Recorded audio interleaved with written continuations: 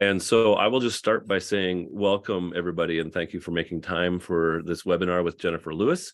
We've got people continuing to roll in here, so we'll have a nice little audience.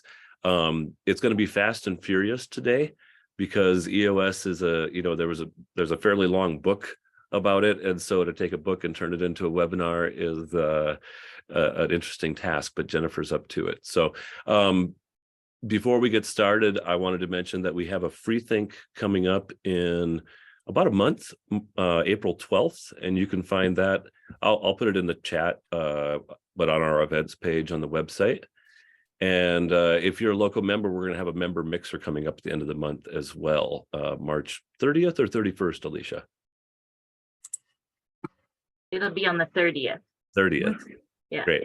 So anyway, that's your upcoming forecast. Without further ado, since we do have a lot of stuff to cover, I'll introduce Jennifer Lewis. I was introduced to Jennifer, I think, by Seth Silvers. Is that true? That's right.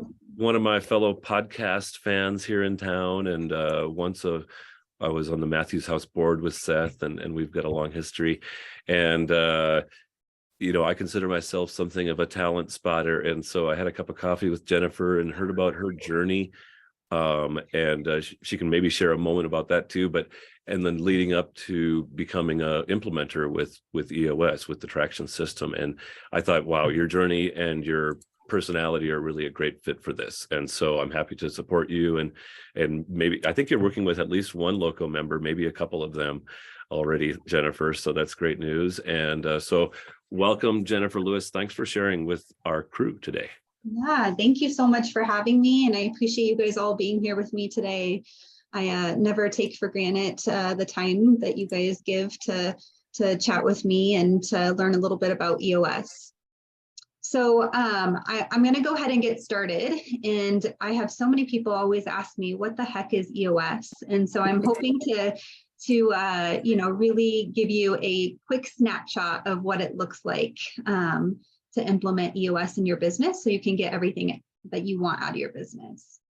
So we have a few objectives today. So I'm going to have you guys get a little bit more clarity on the 2 EOS decisions that I'll share with you guys in just a moment. I'm going to do a really high level overview of the EOS model and the 6 key components. I'm going to do a deep dive into 2 tools with you just because we don't have a ton of time, but I just want to give you a snapshot of 2 specific tools. And then I want to give you what EOS actually focuses on and what it doesn't focus on. And so I've implemented EOS in a business before, and so I just want to share my real world experience with actually sitting in your shoes and implementing EOS. And then I'm going to give you 3 scenarios where EOS creates exceptional value. And then last, we'll do a Q&A. So I'll leave about 5-10 minutes so that way you guys can ask me any questions that you like. So a little bit about me. Jennifer, I'm not seeing your slides. Is that really? Just me?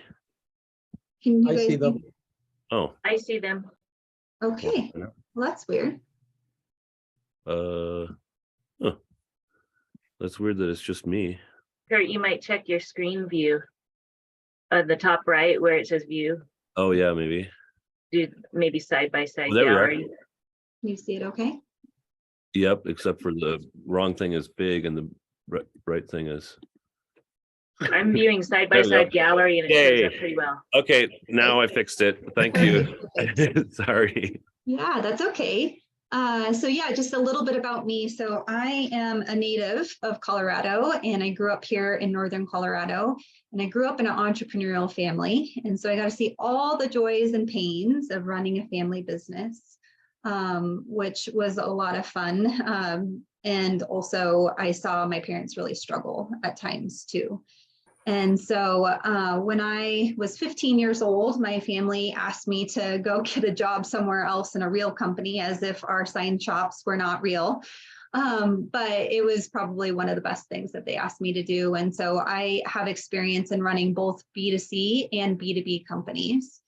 And my passion is helping grow companies that are high growth and have high cultures as well. I do have M&A and private equity experience. So I ran a nationwide tuxedo company, and we grew from 5 stores to 20 stores and had 20% year-over-year growth. And then the owner decided that he wanted to acquire other businesses as well. So then we went from 20 locations to 150 locations in a year. And then we ultimately sold to a private equity firm and grew from 150 locations to 300 locations in 2 years. And I learned more about business in those 2 years on what some of the things to not do and the mistakes that we went through. And I'm always happy to share that with others so they don't have to go through the same pain that I had to go through. And so, I'm grateful for the experience, and I truly do love helping entrepreneurs and figuring out what they want next. I have experience running EOS, or running a company on EOS. And so the last company that I ran was a safety consulting and training company, and we were really able to sustain the pandemic. And I contribute a lot of that to EOS. When oil went to negative $40 per barrel, all of my oil and gas companies called me and said, Jen, safety is really important, but not that important. So I'm really grateful that we created a really great structure to be able to sustain the pandemic and have really good cash flow that we were able to keep running. My superpower is probably helping people find their true potential. I absolutely love working with leadership team members and helping them really discover everything that they're about and what their passion is, and then helping them accomplish those goals. And that's one of the reasons that I love doing what I do, because I'm helping and pushing leadership team members to be their very, very best. I'm a mom of 3. I have a stepson that is 20, and he is at UNC. And then I have a 12-year-old daughter that is at Kennard, and a 9-year-old son that is at Coyote Ridge here in Fort Collins. And we're adventure seekers. So you can either find us in the mountains in steamboats. So we go to Steamboat often, or you can find us at the ocean. And we're actually going to the Caribbean on Sunday. So I'm looking forward to leaving the cold weather here. The other thing that I'm incredibly passionate about is giving back. And so that's why I do what I do, is that I want to make sure that I'm helping local companies achieve their dreams, so that way they can give back within their communities. But the way that I give back is I have a son that is special needs. He was born without the middle part of his brain. And so I give back to rare disease disorder company, excuse me, I should say organization, not company. And then I help moms that are navigating, kiddos with special needs. So that is definitely near and dear to my heart. And then I also sit with the child life service team at Children's Hospital. And so a few years ago, I went to them and asked if we could do a prom and for all the cancer patients. And so we do a prom closet and a prom every May, which is a lot of fun. So just a little bit about me and what I stand for and where I come from. So there's 2 decisions that I want you guys to be thinking about as we go through this webinar today. So one is EOS right for you or me. And I'm assuming that all of you are business owners or leaders of companies. And so I really want you guys to be thinking, does this make sense for my company? And then the second one is, should I self-implement or should I hire a professional implementer? Well, of course, I'm biased because I am a professional implementer. And so I definitely, love helping companies implement EOS, but there is another option, and that's self-implementation. And I'm going to share a little bit about what that looks like as well. So a little bit about us. I'm just going to give you guys a brief history about EOS. So EOS came from a lifelong entrepreneur by the name of Gino Wickman. And so Gino, he was an entrepreneur at 21, and at 23, he was called to run his family business. And when he got there, he realized it needed a dire turnaround. And so he and those leadership team members worked for about 3 years to turn around the company. And then he worked in the business for another 7 years. And during that time, him and 10 other original EO Detroit chapter members, EO is like a peer advisory group as well, found that he had a real knack and passion of delivering a high entrepreneurial company. So that's when he started cobbling together what we call EOS today. And it's just basically a set of tools and a process of real world practical tools that have been around for 100 years and probably will be around for 100 more. So everything I'm going to share with you guys today is, there's no magic pills or silver bullets in what I'm sharing with you guys today. So EOS is a proven process, and there's a book called Traction. If you haven't read it before, I highly recommend it. This explains the whole EOS process. And so that was published in 2007, and EOS, Gino started creating EOS in like 2003. So it's been around for like 16 years. So there's 3 things that we focus on: vision, traction, and healthy. So vision from the standpoint of getting everybody on the same page of where you're going and how you plan to get there. Traction just means instilling accountability and discipline throughout the organization. So no matter where you're going, you're executing on that vision. And healthy just means that we're trying to get you guys to be more open and honest and a little bit more vulnerable, because that's where the magic happens. So since Gino created EOS, him and I think there's 649 other implementers now, have conducted over 135,000 leadership sessions. And so those are all paid sessions. And there's about 19,000 companies that are working with a professional implementer, just like I, to go through EOS and the whole EOS journey. So our ideal client is 10 to 250 employees. And I would say my smallest client has about 7 employees. And then I have anywhere to 300 as well, employees. So the best client that we work with is they fear status quo more than they do change. And so you really have to be wanting to do something different than what you're already doing in order to implement EOS. And then also you have to be open and honest. And so when we're in session together, there's no hiding in EOS. It's all about vulnerability, being open. You have to have a high caliber of trust with your team. And I'll really push you guys in order to do that, because that's what great organizations, how they thrive, is being open and honest with each other. And then you have to want to grow. So growth looks different for everybody. That doesn't necessarily mean just from a revenue standpoint, but you want to get better and do things differently and better within your company. All right, so I want to get into the EOS model with you. So EOS stands for the Entrepreneurial Operating System, and this model stems from a discovery that all entrepreneurs and their teams tend to wrestle with about 136 issues simultaneously.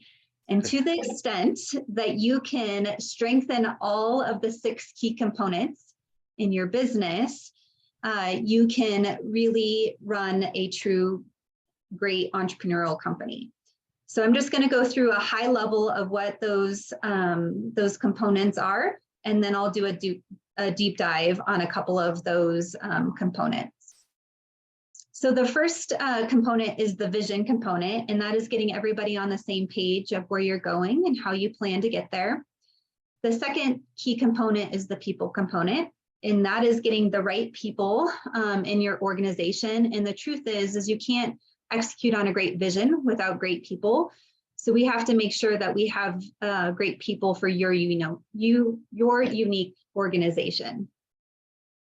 The third key component is the data component. So this is running your business on facts and figures and objective information rather than feelings and egos and subjective information that often run entrepreneurial companies.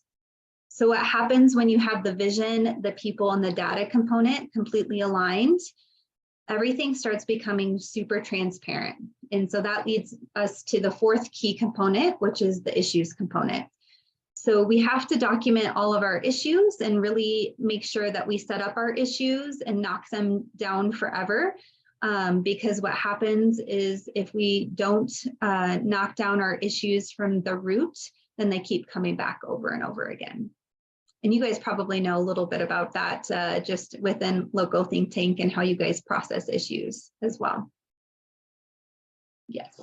Oh, you're on mute, Kurt.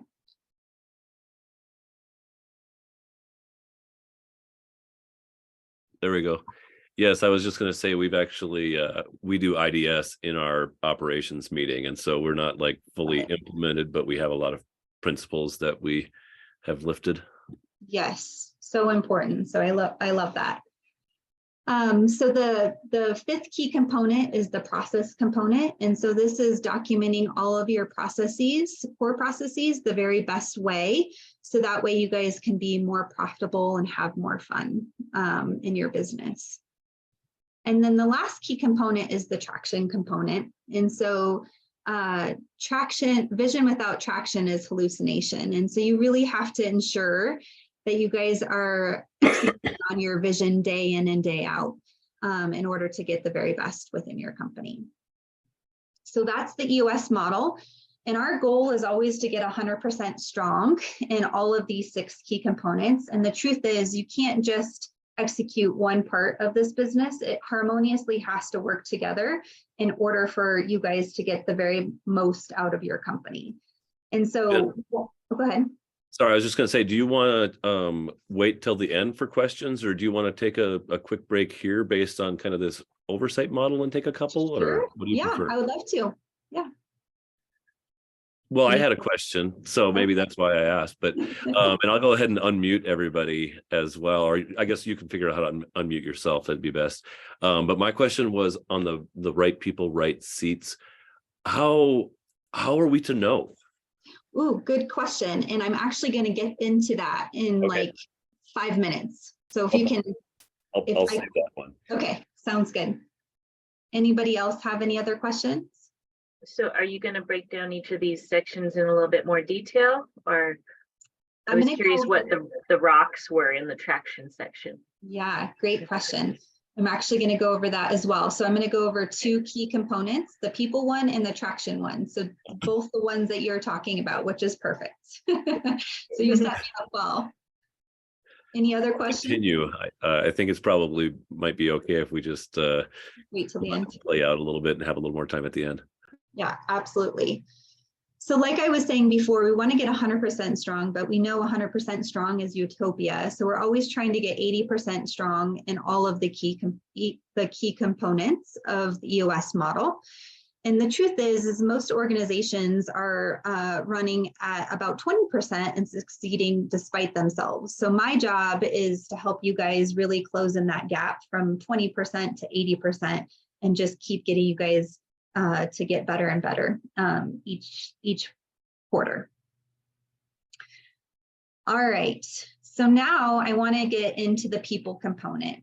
And so the people component, there's 2 tools and disciplines that we use in the EOS model to get 100% strong in the people component. And so the one is right people and right seats. And the way that we figure this out is we use a tool called the People Analyzer.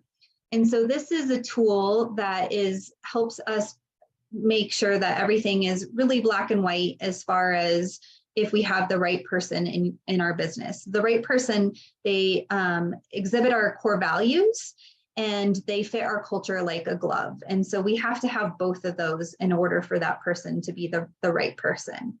And so what we do is we take everybody in your organization and we list them out. in the vision component, I do an exercise with all of our teams to really figure out what their core values are and if they're actually really living them out. And so once we define that, then we put all of your core values at the top of the people analyzer, and then we start assessing everybody in your organization to make sure that they're the right person for your organization. And then once we do that, we do something that is called gets it, wants it, and has the capacity, or GWC. So every organization needs to have a person sitting in a seat that gets it, wants it, and has the capacity. So gets it, I'll explain that in just a little bit because it will go through the with our accountability chart. So the second tool that we use is for the tool of right seats is what we call an accountability chart. And so an accountability chart is based on the premise that all businesses have three key components of their business.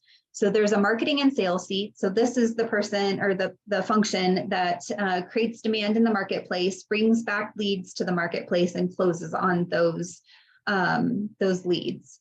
Then we have an operation function. And so the operation function is delivering the best, product or service possible in your business. And then a finance function, of course, is making sure that money is coming in properly and going out properly.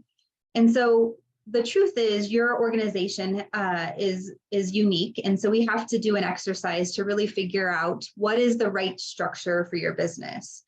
So we always say structure first, people second. So we are always wanting to create this structure of your business that is right. And it also is making sure that it's the right structure for growth. And so we always say 6 months to a year from now, what should your business be looking like? And so once we really define what the unique organization looks, or what the unique structure of your organization looks like, then we start building other seats. And there's a fourth seat in EOS that we call the integrator seat. So this is the person that is harmoniously beating the drum and executing on your guys' vision day in and day out. And they're in charge of making sure that all of the functions in your business are working really well. Then there's a fifth seat that we call a visionary seat. And so we really have to call this out in your organization if you have it. About 50% of my organizations have it and 50% don't. But a visionary is a person that comes to every meeting with 20 different ideas.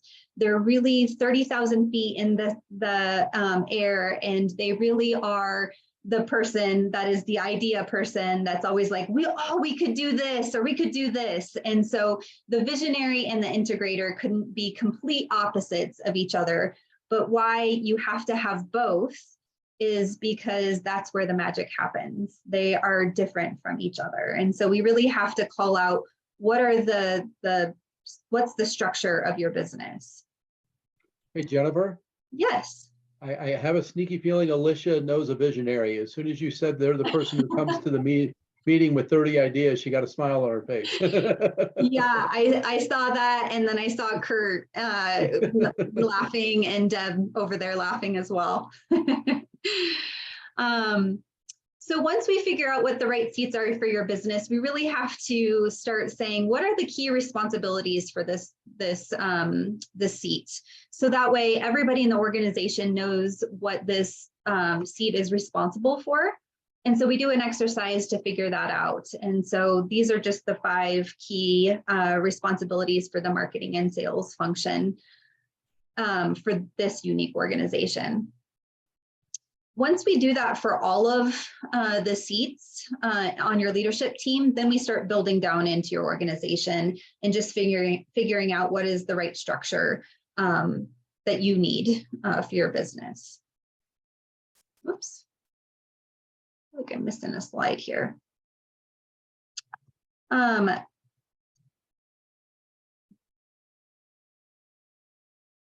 going to go back to this slide here. Of the GWC. So what's really important with the people component is making sure that everybody that sits in those seats that I was sharing with you they get it, they want it, and have the capacity. So once we define what is the structure for your business, then we start putting all the people in your organization into the structure of your business.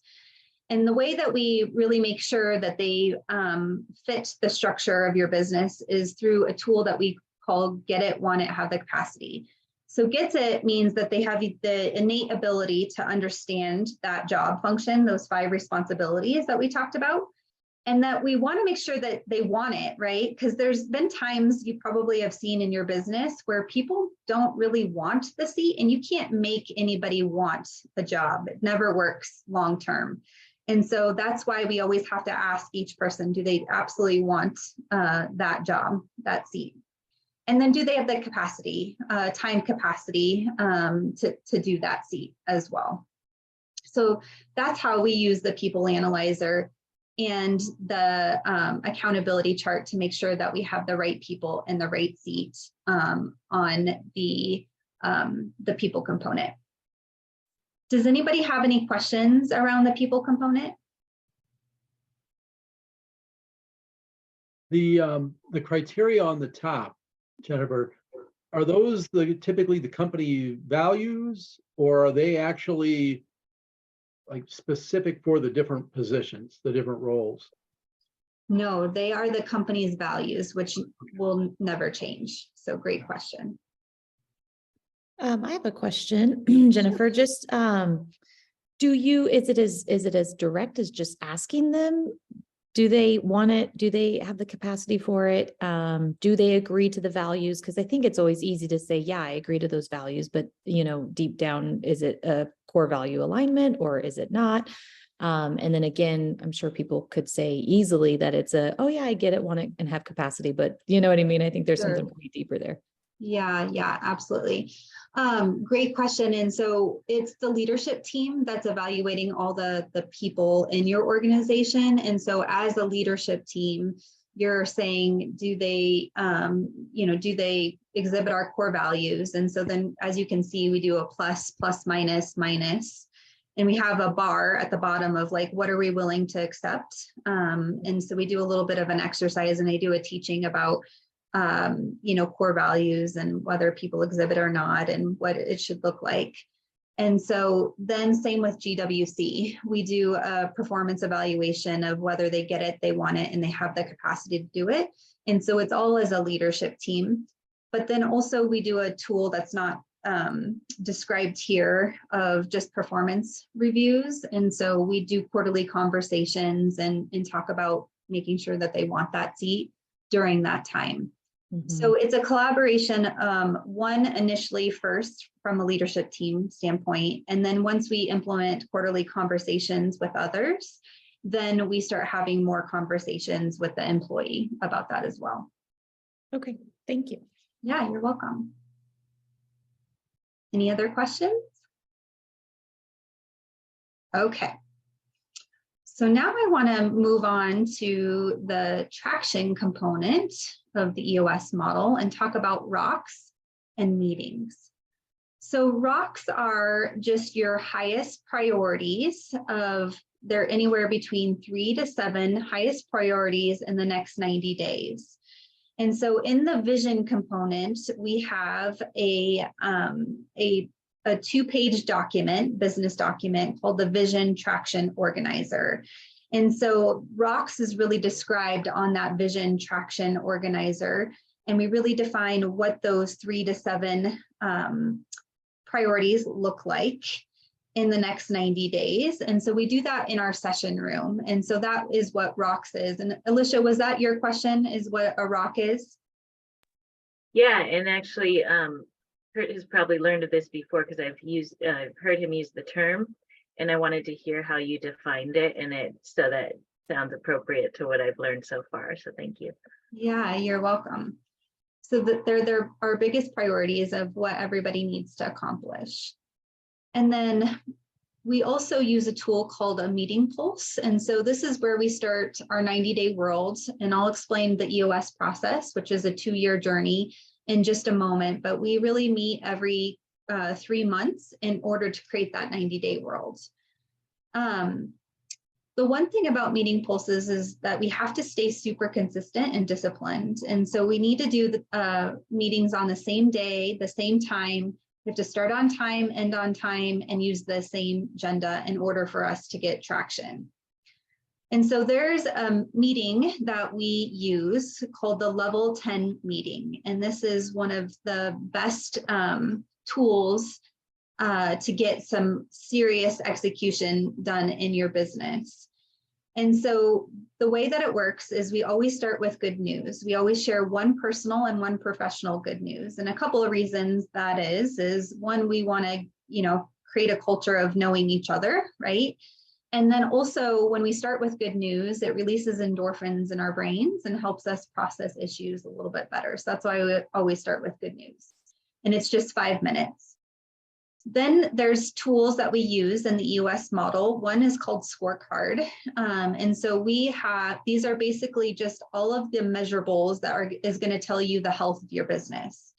And what is critical about that is each person has a measurable that they're accountable to, because that leaves them responsible for having some kind of responsibility of a metric in your business. So it's just 5 minutes. It's just reporting. We either say it's on track or off track. And then we review all of your rocks. And so again, it's just reporting only of if it's on track or off track. And then the fourth piece is customer and employee headlines. And so this is sharing just FYIs that everybody needs to know within the business.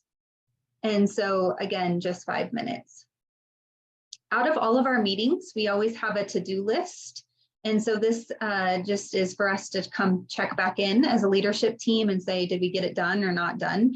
And so it's just kind of like a project management list, if you will. Then the majority of the time we're issue processing. So this is every single week, same time, same day. And we really want to make sure that we're getting to the root cause of all of your issues. And so we spend 60 minutes IDSing within the business. And once that 60 minutes is up, then all of our issues still stay on that list. And then we come back to them next week as well. And then we do a conclude. So we always rate a meeting of how we did together as a team and just list all of our to-dos and any cascading messages that we need to send to the rest of our team. So that is the Level 10 meeting. Do you guys have any questions about rocks or meeting pulses?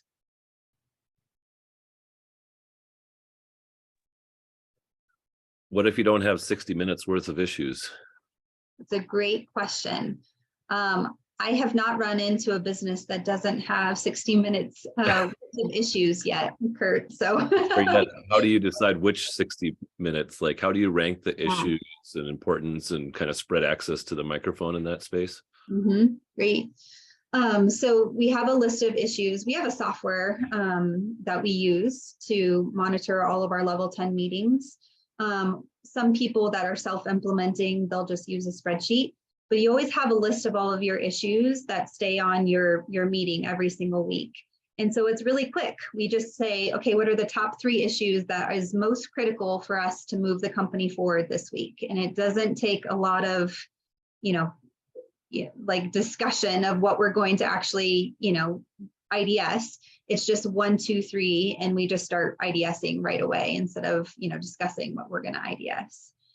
And so we do a specific model, which I know, Kurt, you teach this too in your issue processing, but we really identify what the issue is and state the issue. And then we discuss at length to make sure that we're really getting to the root cause of an issue.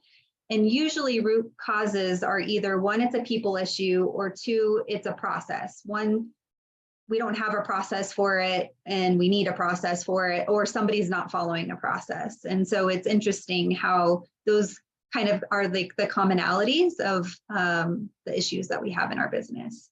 And then once we discuss and the discussion kind of gets redundant, then we go to a solve. Like, what is the solve? And it usually is a to-do. Like, we need to go do, talk to, Joe Schmo about, whatever, or we need to go and create a process around how we're going to deliver, our service or our product.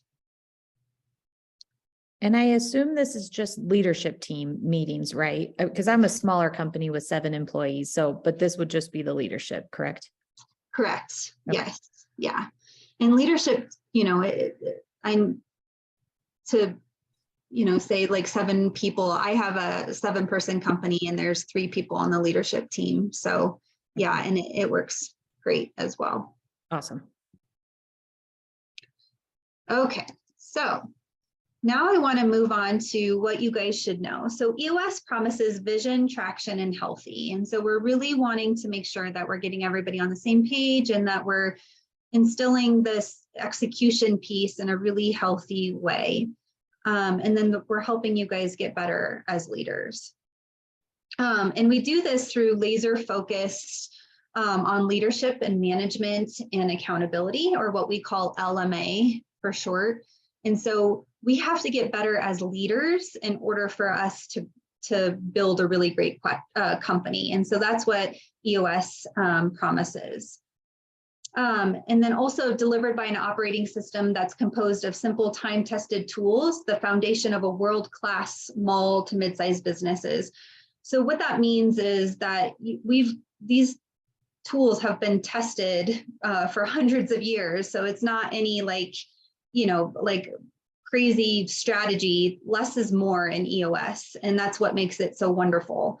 But this really is to help small to mid-sized businesses. There's huge companies like Crocs that runs on EOS, and that's great, but that's not our, our target market. This is really helping small to mid-sized businesses be their very best.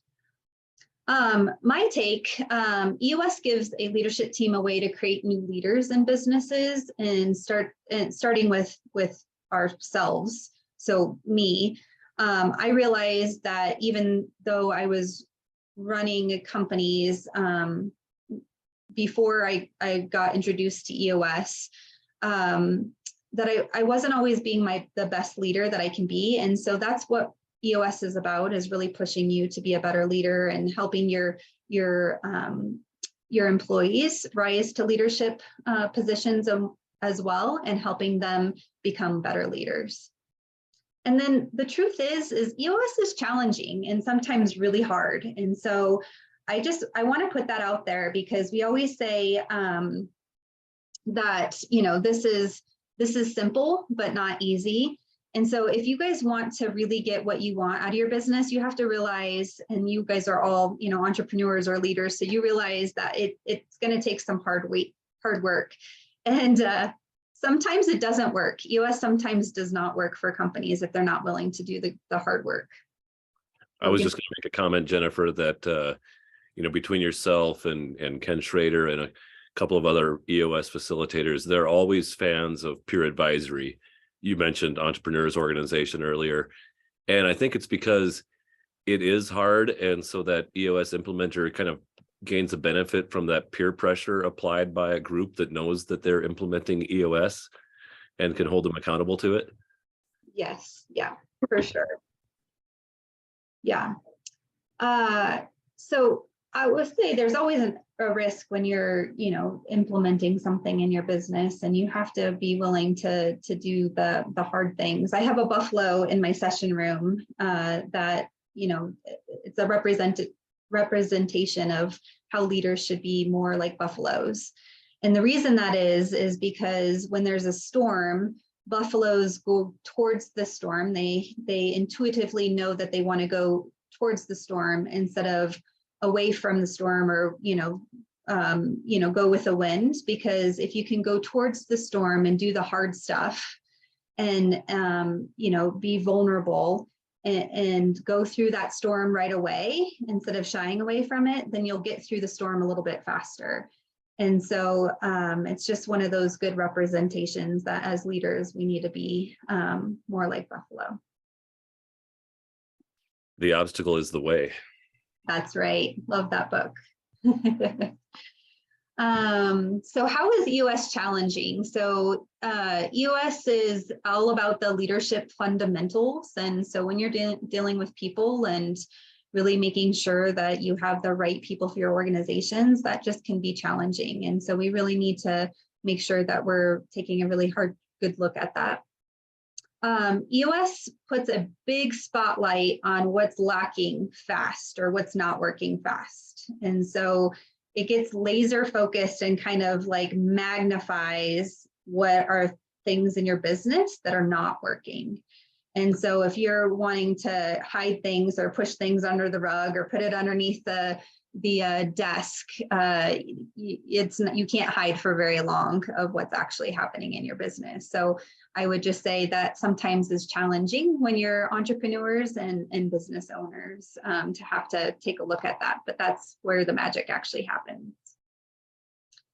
EOS assumes you want the right person in the right seat.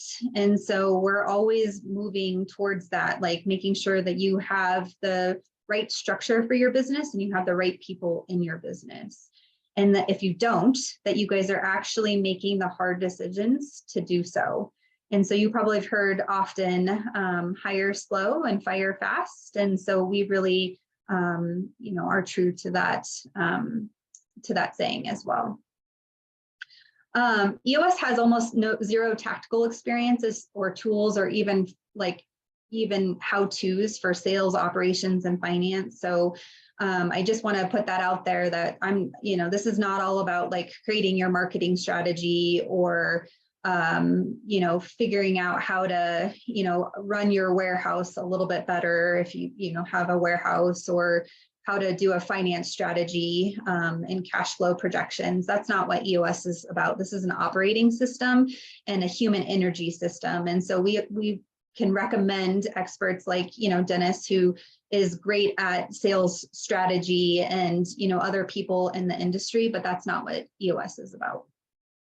And so there's always questions, how do I get better results from the, whatever function? And the truth is you have to have the right person in that seat in order to be great at it. And sometimes you guys don't have that person in the right seat right now. And so we need to really figure out what that looks like in order for you guys to break through that ceiling in the business and move on. All right, so there's 3 exceptionally high value scenarios in which EOS actually works. So the first one is that you guys have, looks like I have a typo there, high trust teams that are excited about growing together. And so that is so critical. Trust is huge in EOS, and we have to make sure that we're all working together. I'll tell you right now, I've had a company where the owner is on board, but none of the rest of the leadership team members are on board of executing at EOS. And I'll just tell you right now, that doesn't work. Everybody has to be ready to dive into EOS. The second one is owners who want to have an exit, merger acquisition scenarios. And so this is really great. In fact, I met with 3 private equity firms last week, and they are only working with companies that were working on EOS because it creates so much value. And they'll start working with people 2 to 3 years prior to actually selling the company because EOS gets you ready for that. And then the third is that you guys are either burned out and your leadership is exhausted and just really wanting to get through that, hitting that ceiling, and that you guys just need to, do better work, but you're just exhausted. And I'll tell you right now, I have lived that. And I'm just really, really passionate about businesses really living what we call their EOS life. And that's doing what you guys love and really creating a wonderful team around you in order for you guys to get what you want out of your business. Jennifer, I've been threatening to get t-shirts for our members. I am the bottleneck. That's speaking to the last. Yes, I love it. Could you do that? And I would love a picture of that because that would be fantastic. Us owners can be bottlenecks or leaders, right? All right, so next steps. So what this looks like is one, if EOS isn't right for you guys, then I appreciate you being here and thank you for your time and attention. 2, if you guys want to self-implement, that is possible. There's lots of companies that self-implement EOS. A couple of things that I would advise is that you have to do EOS in its purity. Some people will be like, oh, I just want to do this piece or this piece. And the reason that EOS works is that you're really working on all 6 of those key components and doing it in a pure way. And so I would say that, and then I would say if you're a visionary, you need to find your integrator. And if you're an integrator, you need to find your visionary. That duo is what makes most businesses super successful. Retraction and rocket fuel. Rocket fuel was eye-opening to me. So rocket fuel is all about the vision and the integrator and how they harmoniously should work together. But they're complete opposites. And so I'm an integrator, and I've always worked for incredible visionaries.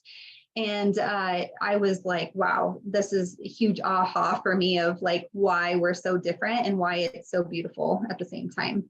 And then I would say commit to your level 10 meetings 100%. That is like, there is no magic pills, but that's magic right there, is just being able to knock down your issues on a weekly basis there. One thing I would mention, and a quick, there's a lot of tools, like EOS gives a lot of tools that you can just download online for some of those accountability charts and people checklists and stuff. And so they've made self-implementation fairly approachable. And then I wanted to ask Jennifer, is there still the rocket fuel test online that you can take for free and see if you're a visionary or an integrator? Yes. So there is it's a visionary integrator assessment. Happy to send it to any of you guys if you want that.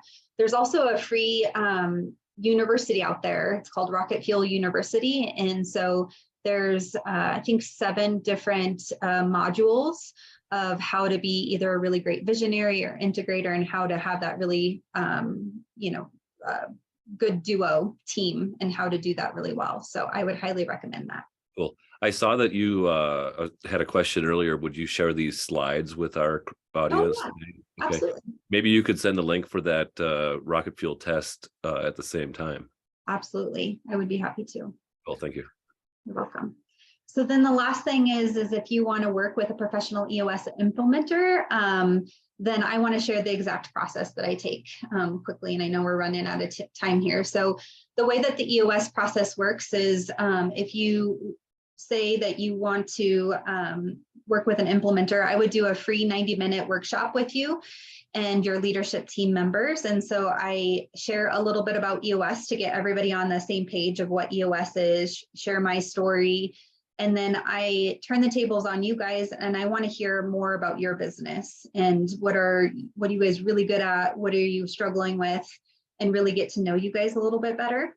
And then I share the exact tools that we use to implement EOS with all of my leadership teams, and then the process that we go on to implement EOS. So once you go through that and you decide that you do want to implement EOS, then we would schedule what's called a focus day. And so all of our sessions are 6 to 8 hours, depending on how quickly you guys get through the content.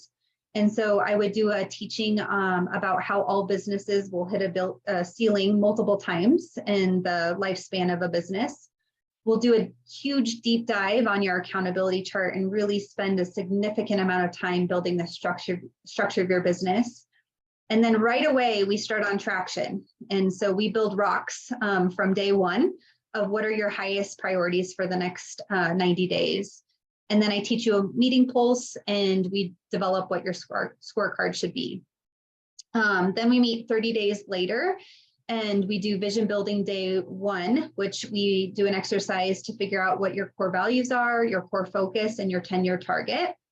And then we'll meet 30 days later for vision building day 2. And then we'll do a marketing strategy, 3-year picture, 1-year plan, quarterly rocks, another set of quarterly rocks, and your issues list.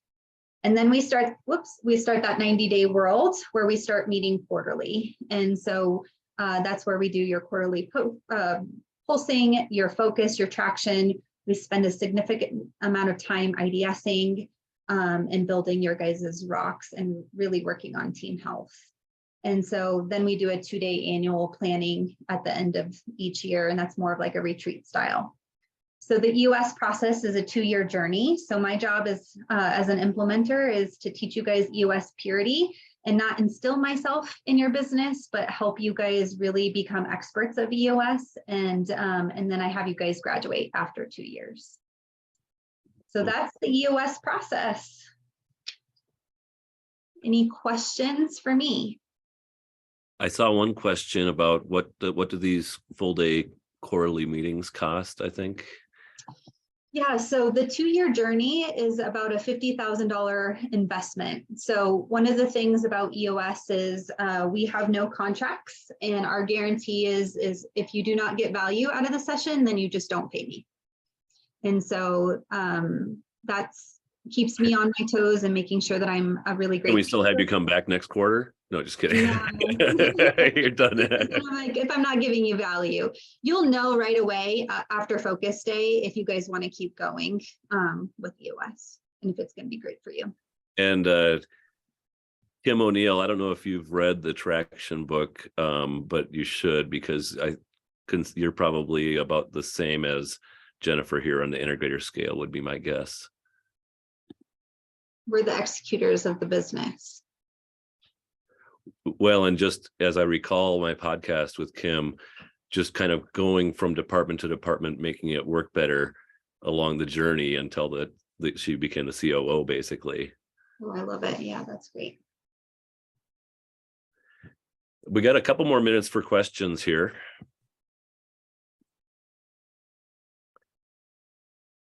I don't know if you maybe want to stop share on your Sure. screen there, Jennifer, and we can, or because we'll be sending these slides, and then we can see everybody's happy faces. Who's got their hand up? Anybody?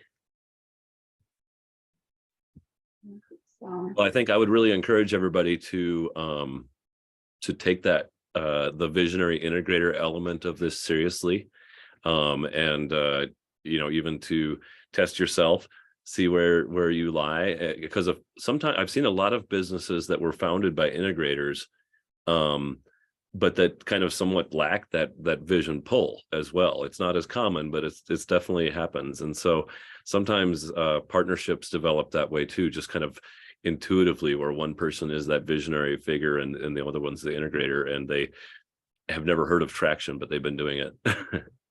Ish. Somehow we always attract each other, which is fun in business. When whenever I found a visionary and they had this like lofty goal, I'm like, oh yeah, I could totally do that for you guys. Very Hey, good. Jennifer and Kurt, I've got a question that helped clarify for me, and maybe this will help others. So what we went through, the majority of it, that's starting with the leadership team, right? Correct. Jennifer, is the kind of the process, or ideally, is EOS then kind of cascaded down throughout the company? Like, let's say there's a marketing team or a sales team, there's the operations team, there's the finance team. What's the best practice that you see kind of extending it down into the rest of the organization? Yes, yeah, absolutely. So what the vision component is making sure everybody is knows the vision, and then they're executing on it. So the only way that we can do that is to share our vision. And so everybody being all the employees. All the employees. So at the end of the, well, I shouldn't say at the end. So the first 3 days we always do with the leadership team members, and then we start rolling out EOS throughout the company. So eventually each department would be doing like a level 10 meeting, and they would have rocks and they would have a measurable that they're accountable for. But we always start with the leadership team members first, because we have to get really good at doing EOS before we can roll it out to the rest of our company. Yeah. And maybe a quick follow-up. So let's say that it's the operations department or team or the finance team, their level 10 meeting, is it expected to be the same length? I think I might have read in the Traction book that once you start getting down into the department level, the meetings maybe are shorter, maybe an hour instead of 90 minutes. What do you find? Yeah, so of course, so I'll just tell you from real world experience. So I would say EOS Peer is, yes, do the 90-minute meeting, but I had field guys that hated being in meetings, and that was not their forte, was IDSing, but I really needed them to come together and we needed to talk about issues. And so we would meet every other week, and we would meet for 60 minutes. That's when I would have the time, because, that they wanted to be out in the field. They didn't want to be in the office, and that's where we needed them.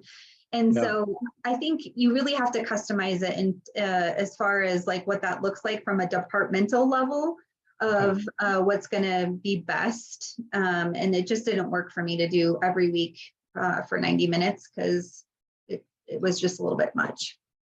We had a question from Becky that was kind of similar to mine. What if we're kind of small and don't really have a leadership team yet?